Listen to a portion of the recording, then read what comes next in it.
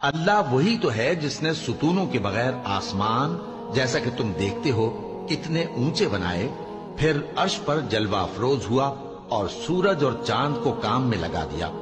ہر ایک میعاد معین تک گردش کر رہا ہے، وہی دنیا کے کاموں کا انتظام کرتا ہے۔